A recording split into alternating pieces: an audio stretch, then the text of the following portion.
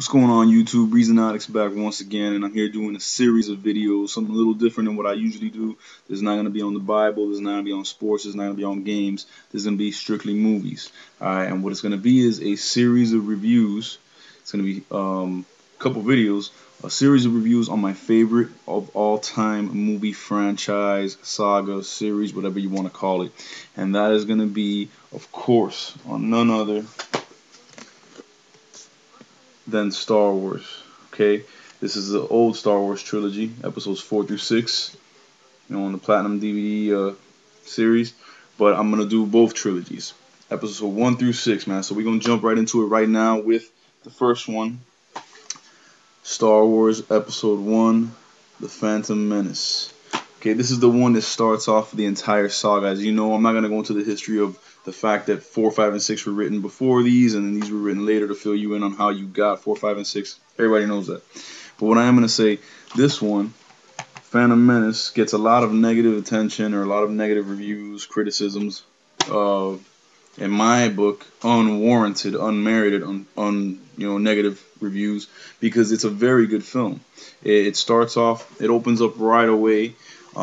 George Lucas decided when writing these movies, episodes 1 through 3, I should say, he didn't go back to like the beginning. He went to like the beginning of the war, the beginning of the conflict. And right there at the beginning of this film, we have Master Qui-Gon Jinn, played by Liam Neeson, and his Padawan Obi-Wan Kenobi, as two Jedis that are sent to negotiate of stopping of the blockade that the Trade Federation has set up around Naboo. Now, the Trade Federation kind of play as the villains in this film. They are the organization, the enemies, basically, the antagonists. But as we learn later on, they're being puppeted. But these are the bad guys. They are an organization that is comprised of a humongous droid army. Okay, and they've set up a blockade around the planet of Naboo, blocking off all trade routes, blocking off all incoming and outgoing travel. And that's a tactic that they're using to get the princess, to get the Queen Amidala, who's played by Natalie Portman, the Queen of the Naboo, to sign a treaty that will be an unfair treaty that will basically give the Trade Federation what they want. And what they want is really what their master wants. We'll get to that later. But that's what's going on when the film opens up. Qui-Gon Jinn and his Padawan learner Obi-Wan Kenobi are there on one of the. They arrive at the Trade Federation's droid control ship, and they're there awaiting, the representatives of the Trade Federation so they can negotiate and try to put an end to this. Well, they get gassed. The room fills up with gas because the Viceroy and the head of the Trade Federation sees that two Jedi are here and they're scared of the Jedi and they don't want to deal with them, so they try to gas them to death. They put on these little breathing apparatuses, and when the droids enter the room to try to get the bodies, they just go crazy on them with their lightsabers, man. That's the first action scene of the film. It's very well done. So basically, in that trip, Anakin and Qui-Gon discover that they're preparing a massive droid army for an invasion of Naboo. So they split up and they decide to meet back later on the planet Naboo as they get down there and try to warn the Naboo that they're going to be invaded. And that's how the film opens up. Very good action. Only negative thing I have about this film, man, is Jar Jar Binks. Everybody hates him. I hate him. I thought he was a ridiculous, stupid character that was put in there strictly for comic relief and for kids. But I mean, other than that, nothing else negative. What happens is they get down there, they warn Queen Amidala, they warn, and then the Naboo in turn warn the Gungans, which is the name of the race that Jar Jar Binks belongs to. They're the two species that inhabit that planet. They warn them, and they try to unite themselves to be prepared for this invasion. The invasion comes. They take the Queen hostage. They take the whole planet hostage, and they keep her hostage until she signs the treaty. In all this, we get to see some things that we never got to see in the old Star Wars films. Like, we get to see Yoda much younger. We get to see Mace Windu. We get to see the Jedi Council and how they held their meetings. And you see a lot of that in this film as they come together and they try to deal with this threat. Now, in their travels, in Qui-Gon and Obi-Wan's travels, trying to get to and from where they gotta go, they end up sidetracked and end up on the planet Tatooine.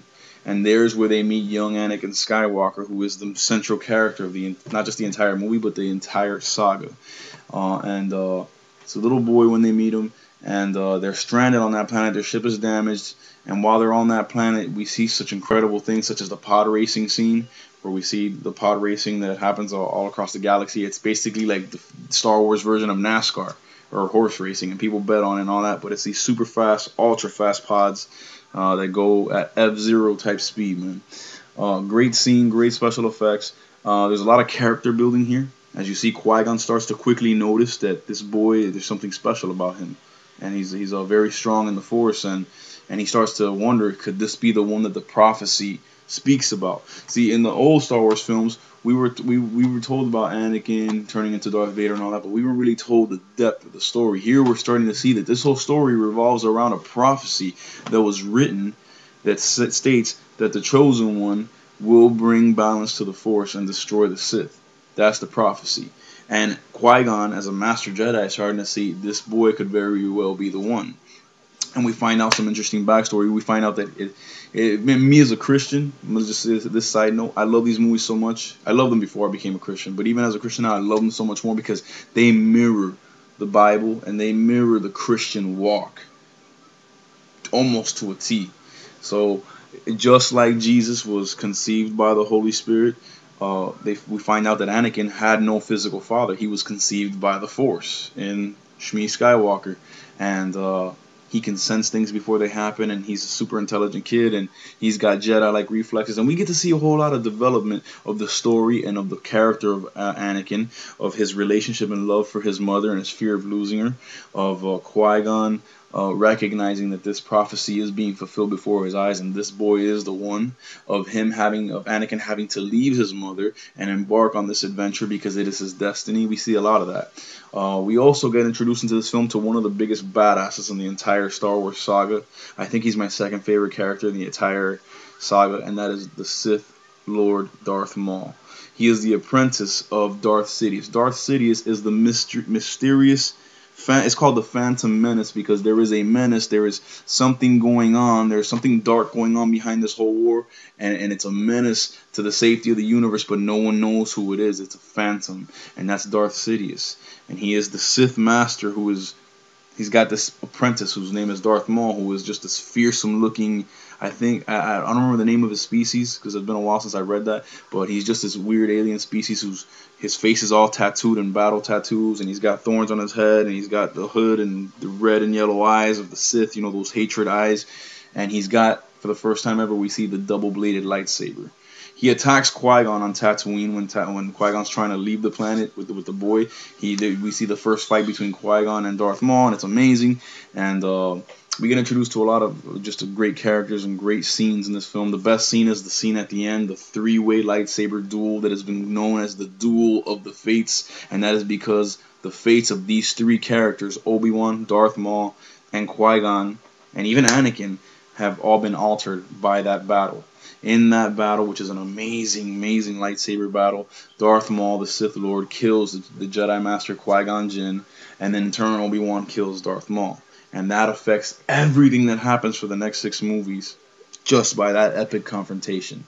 So at the end of the day, man, the movie ends with the death of Qui-Gon Jinn and Obi-Wan telling Yoda that he doesn't care what the Jedi Council thinks. He is going to train this young boy because they don't want him to train him. And he's saying, I promised Qui-Gon when he was dying I would train him. So the end of the movie comes with the death of Qui-Gon and his funeral, and Obi-Wan deciding that he is going to train Anakin Skywalker. And that's the end of the movie. That's the end of my review. Tremendous film. Great way to open up the Star Wars saga. I give it an 8.5 out of 10 if I had to rate it with a number. I don't like number ratings, but that's what I would give it. Just an epic film, man. If you're a Star Wars fan, there's no way you can't like this film. I've heard a lot of Star Wars fans that like the old trilogy talking about that the new trilogy is garbage and that this movie was just, it was boring and this and that. That's because you're not into story. You're into the action here and now. You want the lightsaber battles. You want all this, but you don't want to know how you got there. This movie is a great movie, and it takes you into the depths of the story and shows you how we got the entire Star Wars saga. So again, 8.5 out of 10. Check back for my next review. It's going to be Star Wars Episode 2, Attack of the Clones. God bless y'all. Peace.